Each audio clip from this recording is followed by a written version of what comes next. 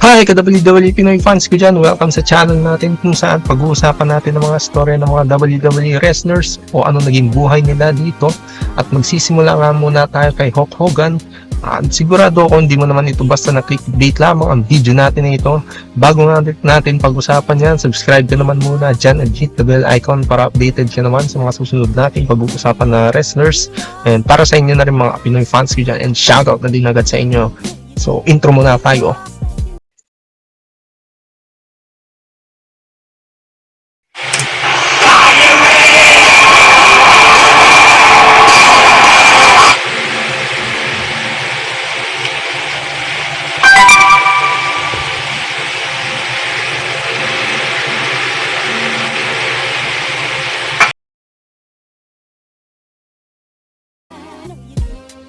Si Terjin Buliao, mas kilala bilang si Hulk Hogan, ay isinilang sa Augusta, Georgia noong August 11, 1953, ang anak ng construction foreman na si Peter Bulea at ang asawa niya na may lahing Italyano at guro ng sayo na si Ruth B. Noong 15 taong gulang nga siya, lumipat ang kanyang pamilya sa Fort Tampa, Florida. Bilang isang batang lalaki nga doon, siya ay isang pitcher sa Little League Baseball at doon nga siya nag-aral si Hogan sa Robinson High School. And doon din siya nagsimula manood ng professional na wrestling sa edad na 16. Habang nasa mataas na paaralan niya siya, ay iniidolo niya si Dusty Rhodes at regular siyang dumalo sa Tampa Sportatorium para sa mga card. Ito ay isa sa mga wrestling card kung saan una siyang napansin ng wrestler superstar na si Billy Graham. Nagsimulang tumingin sa kanya para sa inspirasyon mula noong una niya makita si Billy Graham sa TV. Nagustuhan niya ni Hulk Hogan na itugma ang kanyang hindi makataon na itsura compared kay Billy Graham para maging isang professional na wrestler.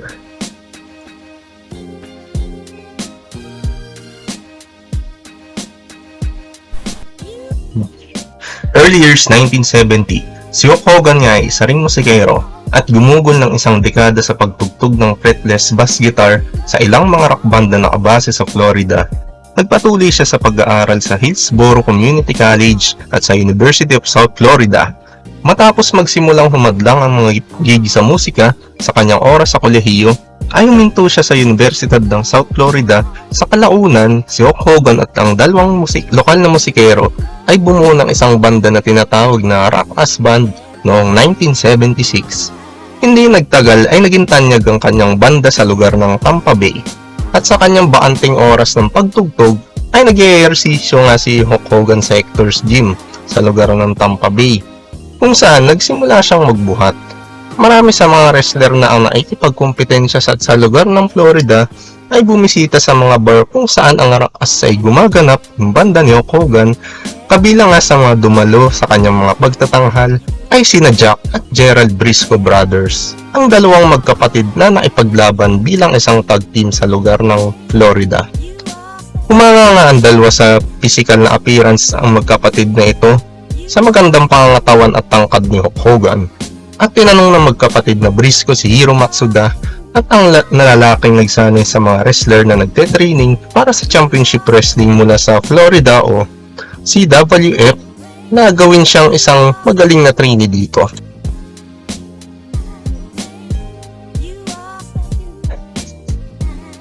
Early years 1977, sinabihan ng magkapatid na Briscoe Brothers si Hulk Hogan na subukan ng pakikipag-wrestling. At sa uli namang desisyon ay pumayag si Hulk Hogan. Noong una, si Eddie Graham ang nagtaguyod ng CWF. At nang pagkatapos nga niya, ang sumunod naman sa kanyang yakap ay ang kanyang anak na si Mike Graham. At ito nga ay tumanggi na ilagay si Hulk Hogan sa ring. Ayon naman kay Hulk Hogan, nang nakilala niya si Mike Graham noong high school, ay hindi daw sila magkasundong dalawa. Matapos iwan ni Hulk Hogan ang Rock Ass Band at sinimulang sabihin sa mga tao sa bayan na siya ay magiging isang wrestler. At sa wakas, ay pumayag naman si Graham na tanggapin ang kahilingan ng Briscoe Brothers. Sa unang session sa pagsasanay ng paglaban ng wrestling ni Hulk Hogan, ay dito nga sa kasamang palad ay nabali ni Hiro Matsuda ang binti ni Hulk Hogan.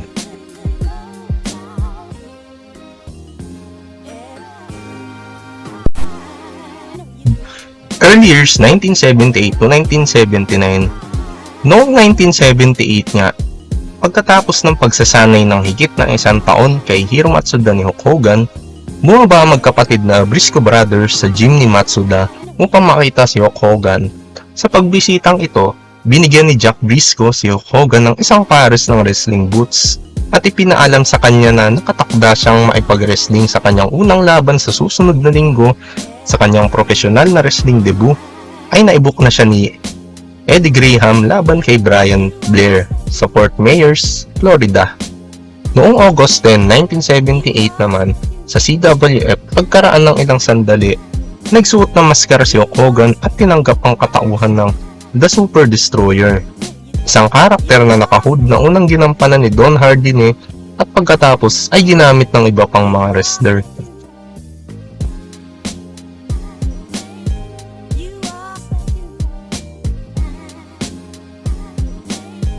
Nang sumunod na taon nga noong 1980, nagkaroon ng debut si Hulk Hogan laban sa mas malaking wrestler, walang iba kundi si Andre the Giant. At sa laban nga nila ay nanalo si Hulk Hogan kasama ang paggalang at suporta ng mga tagahanga ng wrestling sa buong bansa. At pagkatapos nga nitong laban nila ay nagsimulang lumitaw si Hulk Hogan sa New Japan Pro Wrestling o NJPW, kung saan tinawag siyang Ichiban ng mga Japanese wrestling fan. Unang lumitaw nga si Hulk Hogan noong May 13, 1980 habang nasa WWF pa siya, paminsan-minsan ay nililibot niya ang bansa sa mga sumunod na taon. Naharap sa iba't ibang uri ng mga kalaban, kina Tatsumi Fujinami hanggang kay Abdullah the Butcher.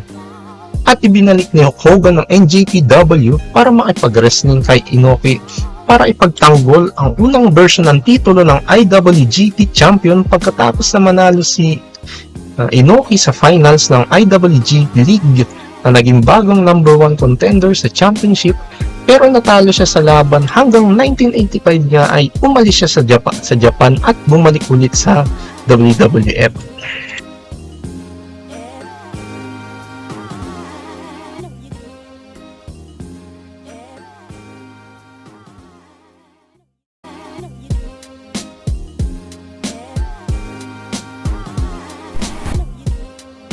Noong 1982 naman, si Hulk Hogan nga ay na-discovered na aktor. Nakuha rin ni Hulk Hogan ang atensyon ng aktor na si Sylvester Stallone na nagtalaga sa kanya bilang Thunder Lips the Ultimate Male sa kanyang 1982 na pelikulang Rocky III Mid-Short Research.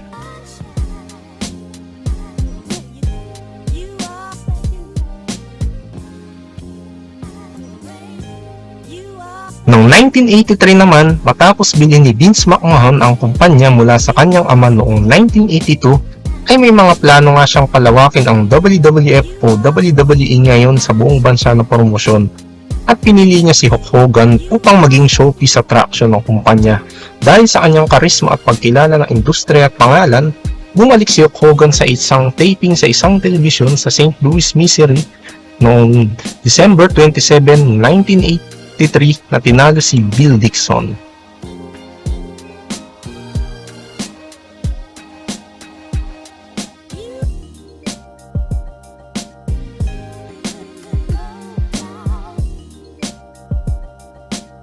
At nang sumunod na taon nga, noong January 7, 1984, sa episode ng Championship Wrestling, kinumpirma ni Hulk Hogan ang kanyang paboritong katayuan na tagahanga sa pamamagitan ng pagliligtas kay Bob Backlund mula sa pag-atake ng Wild Samoans. Ang turn ni Hulk Hogan ay iniliwanag lamang ni Backlund na nagbago siya ay isang mahusay na tao. Sinabi niya sa akin na hindi niya kasama si Blassie. Kinailangan ng shortcut ng storyline dahil wala pang 3 linggong pagkaraan. Noong January 23 naman, ay nanalo nga si Hulk Hogan sa kanyang unang WWF o World Heavyweight Championship kung tawagin niya yun, na inipit ang The Iron Sheik na si Blassie sa Madison Square Garden. Ang storyline na kasama ng tagumpay ay si Hogan na isang huling minuto na kapalit para sa original na kalaban ng Sheik na si Bob Backlund, at naging kampiyon niya sa pamamagitan ng pagiging ng tao na nakatakas sa camel clutch ang pagtatapos ng paglipat ng The Iron Sheik.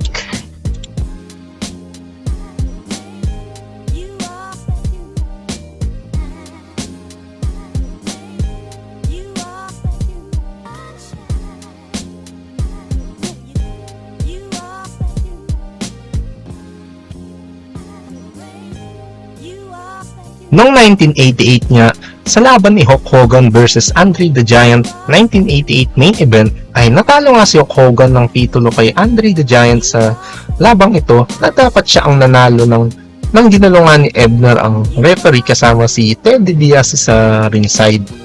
At ang sumunod na laban naman niya ay kay Big Boss Man noong March 7, 1989 sa El Paso Civic Center para sa isang video taping ng isang kaganapang Superstars of Wrestling o WWF. Si Hulk Hogan ay nanalo pa rin at nanatiling WWF World Heavyweight Champion sa loob ng 4 na taon, 1,474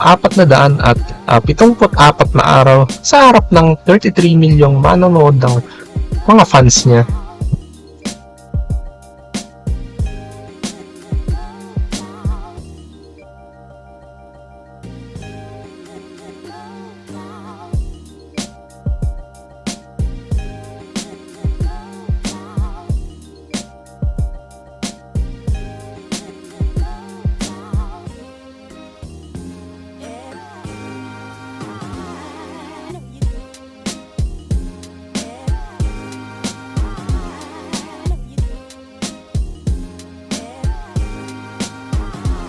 Noong May 3 naman 1993 ay bumalik nga si Hulk Hogan sa NJPW bilang WWF Champion at tinalo ang IWGP Heavyweight Champion na si The Great Muta sa isang dream match sa Wrestling Dontaku at muling na ipaglaban niya si Hogan laban kay Muta sa pagkakataong ito sa ilalim ng kanyang tunay na pangalan na Keiji Muto.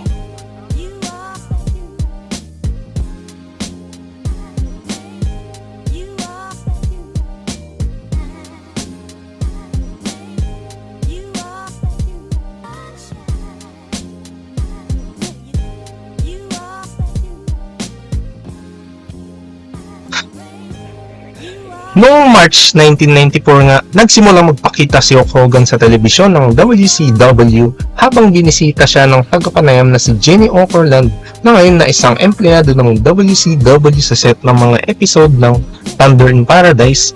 At pagkatapos ay binuo ng hype kung dapat manatili si Hulk Hogan sa Thunder in Paradise o sumali na nga sa WCW at magkaroon ng pagkakataong ipaglaban kay Ric Flair. At noong May 28, 1994 nga sa episode ng WCW Saturday Night, pinulit ni Hulk Hogan ang kanyang kontrata sa Thunder in Paradise at sinabing handa na siyang umalis sa palabas at bumalik sa paikpag-wrestling. At naglabas si Jenny Okerlund ng isang survey sa telepono na nagtatanong kung gusto ng mga tao na makita si Hulk Hogan sa WCW. At noong June 11, 1994, opisyal na lumagda nga si Hulk Hogan sa WCW ni Ted Turner sa World Heavyweight Championship sa kanyang debut match na nakalaban si Ric Flair, which is na tinalo naman niya ito sa isang dream match naman sa Bash at the Beach. At pinagpatuloy nga ni Hulk Hogan ang kanyang away kay Ric Flair na nagtapos sa isang steel cage match naman ng laban nila at nanalo naman siya dito laban kay Ric Flair.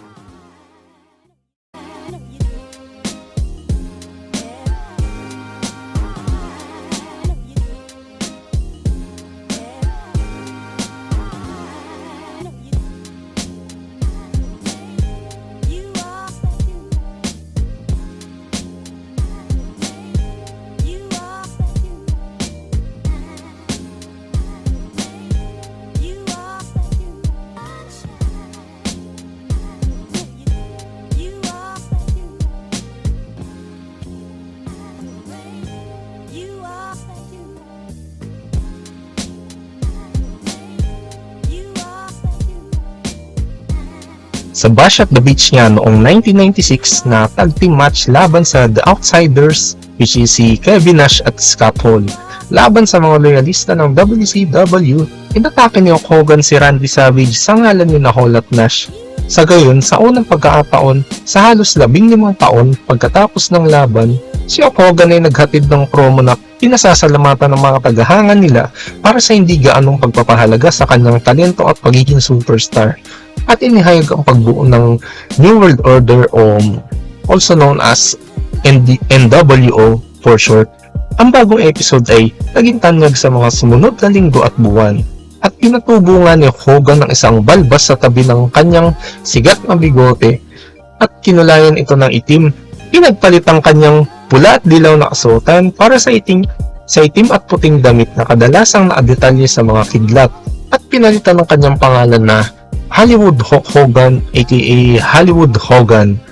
At nanalo nga si Hollywood Hogan sa kanyang ikalawang WCW World Heavyweight Championship sa pamamagitan ng pagtalo sa The Giant para sa titulo at nag-spray siya ng NWO sa buong sinturon at isinulat sa buong nameplate at tinukoy ang pangalang bilang NWO. At ginugol niya ni Hollywood Hogan na natitirang bahagi ng 1998 Wrestling Celebrity Matches. Ang kanyang ikalawang tag team match kay Dennis Rodman ay naipaglaban sa kanila laban kay Diamond Dallas Page at Karl Malone sa Bash at the Beach.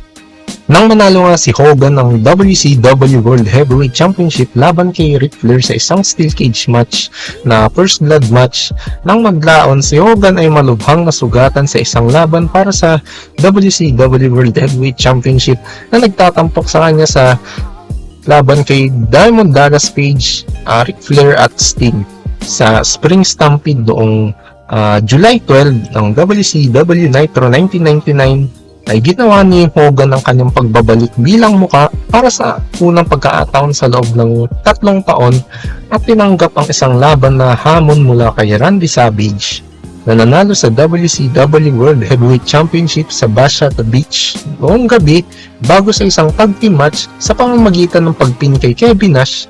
Dahil sa panghimasok mula kay Nash, natalo ni Hogan si Randy Savage upang mapanalunan ng kanyang ika-6 at huling WCW World Heavyweight Championship at inatake siya ni Kevin Nash noong sumunod na linggo at nagsimula ang dalawa sa away na tumagal hanggang brawl fight niya.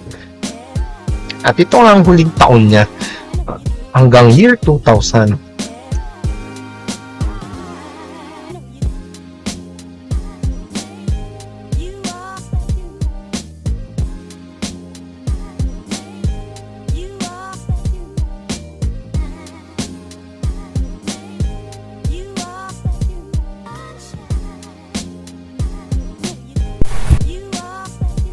Noong No Way Out nga noong February 2002, bumalik si Hogan sa WWE bilang isang Hollywood Hogan na nga. Nagbalik bilang pinuno ng original na NWO kasama sina Scott Hall at Kevin Nash. Naipagkomprontahan tatlo kay The Rock at nabigyan ng pagkakataon si Stone Cold Steve Austin na maging undisputed WWF Champion laban kay Chris Jericho sa main event. Ang NWO ay naipag-away kina Stone Cold at The Rock at tinanggap ni Hogan ang hamon ni The Rock sa isang laban sa WrestleMania 18 kung saan hiniling ni Hogan kina Scott Hall at Nash na wag na silang makialam at gusto nga niyang talunin si The Rock ng mag-isa ng one-on-one match. Sa kabila ng katotohanan nga ng laban nilang yun na si Hogan dapat ang manalo sa laban, si Hogan ay naipaglaban bilang Hollywood Hogan kay The Rock na noong WrestleMania 18 March 2002. Ang kanyang unang WrestleMania sa loob ng 9 na taon at ang mga fans niya ay labis na nag-cheer para sa kanya. Yun nga, kaso nga natalo siya kay The Rock. Pero pagtapos naman ng laban ay naipagkaibigan naman siya kay The Rock.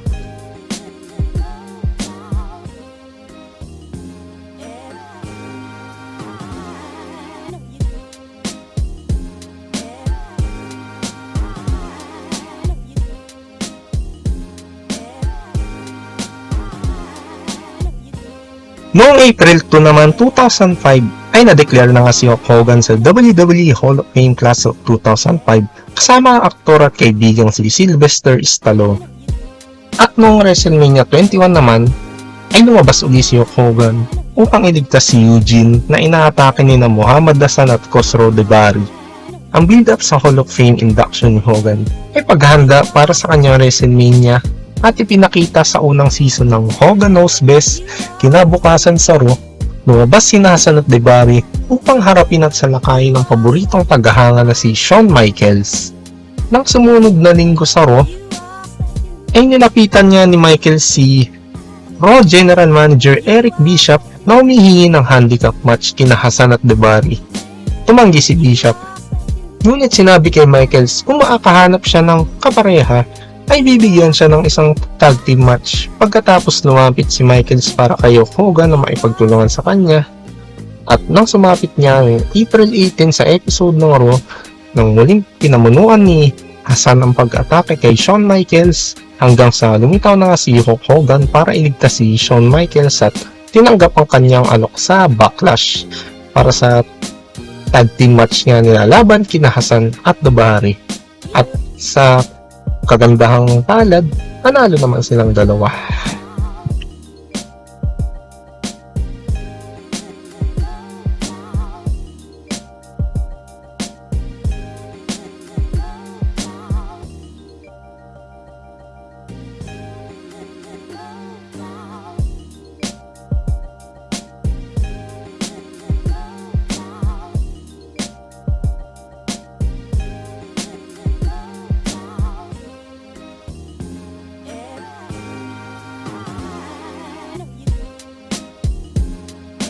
Noong February 24, 2014 sa episode ng Raw, bumalik si Hulk Hogan sa WWE mula pa noong huling December 2007 upang i-hype ang WWE Network at noong March 24 na episode ng Raw, lumabas si Hulk Hogan upang ipakilala ang mga pagpapakita ng panauhin ni Arnold Schwarzenegger at Joe Manganiello.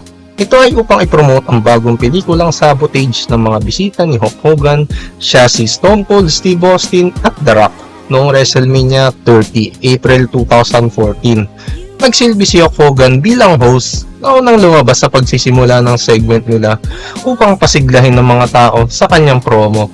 Nagkamali siyang tinukoy ang Superdome, ang lugar kung saan gaganapin ang kaganapan, na kung saan ay Silverdome, na naging paksa ng mga biro sa buong gabi.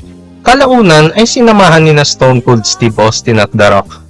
At tinapos nila ang kanilang promo sa pamamagitan ng pag-inom ng beer na magkasama sa ring. Nang maglaon sa palabas, binahagi ni Hulk Hogan ang isang sandali kasama sina Paul Orndorff at Roddy Piper kung kanino siya pangunahing nagsagawa ng unang WrestleMania.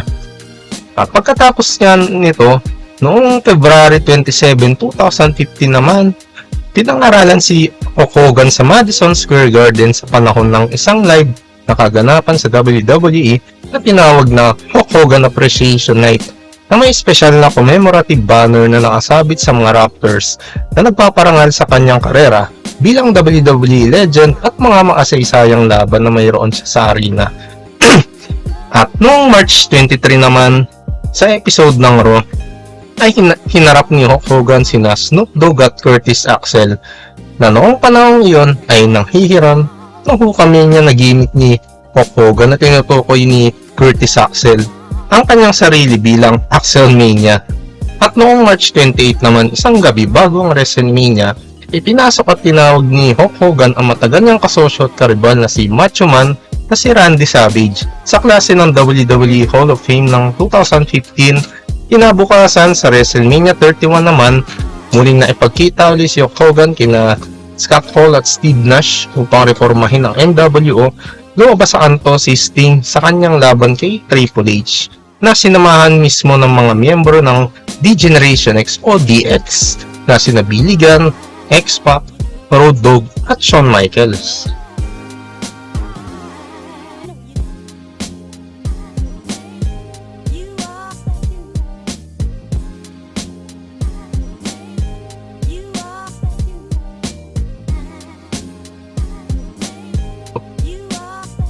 Ang muling pagbabalik nga ni Hulk Hogan sa WWE ay inimbitahan siya sa backstage sa WWE Extreme Rules pay-per-view event at panandali ang nabanggit sa kick-off show ng event. At ang ginawa nga ni Hulk Hogan sa kanyang on-screen na pagbabalik noong November 2, 2018 bilang host ng Crown Jewel, na sumunod na lumabas si Hulk Hogan noong January 7, 2019 sa episode ng Raw para magbigay ng parangal sa kanyang matagal ng kaibigan at kasamahan na si Jenny Okerlund, na namatay 5 araw bago ang show na ito. At ito ang unang pagkakataon na si Hulk Hogan ay lumitaw sa isang WWE ring sa North America mula noong kanyang pagpapaputok noong 2015. Kasunod nga na lumitaw si Hulk Hogan sa isang espesyal na WWE Network kung saan nagsalita pa siya tungkol sa kanyang relasyon kay Jenny Okerlund.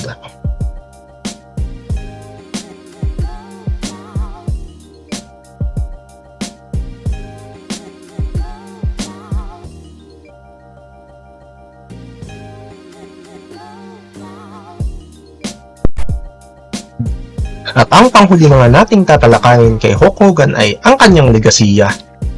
Inilarawan nga si Hulk Hogan bilang isa sa pinakamalaking atraksyon sa kasaysayan ng WWE at isang pangunahing dahilan kung bakit gumana ang pagpapalawak ni Vince McMahon sa kanyang promosyon.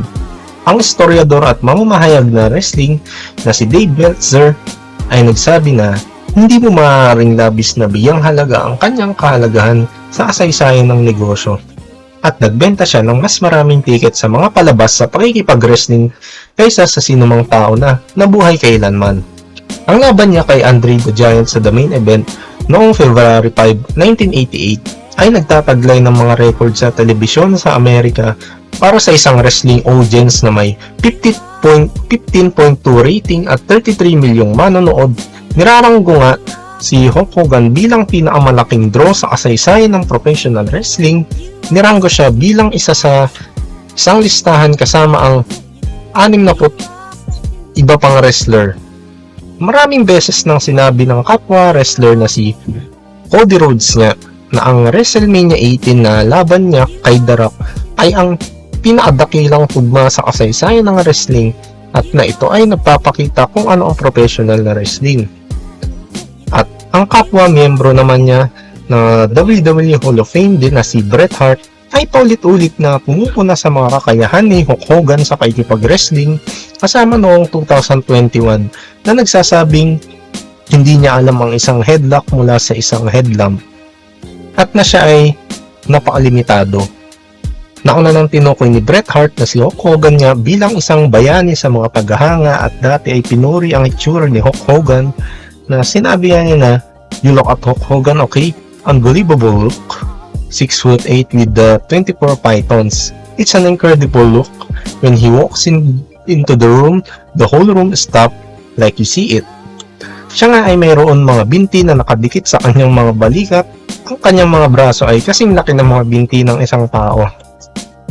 At ang dating manunulat naman na si Vince Russo, na dati nang dinemanda ni Hulk Hogan, ay nagsabi na mas maraming wrestler sa 2022 ang dapat maipag-wrestling tulad ni Hogan kumpara sa modernong araw na estilong acrobat. Si Hulk Hogan mismo ay dati nang nagsabi na siya ay number 2 sa likod ni Ric Flair, na ay niya ang pinakadakilang wrestler daw sa lahat ng panahon ay si Ric Flair. At si Chris Jericho naman, sinabi niya sa kanyang podcast noong 2023 na si Hulk Hogan ay isang mas mahusay na wrestler kaysa kay Ric Flair.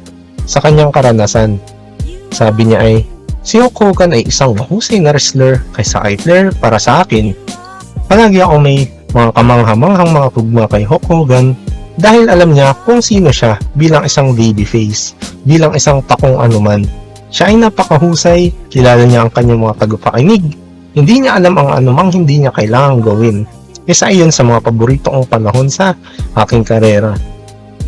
At ang 1980s wrestler nga na si The Warlord ay nagbigay kay Hulk Hogan ng kredito para sa kanyang legasiya sa ring at sa scene nga na sinabi niya, "He was very nice to everybody. He was just one of the boys back there, you know.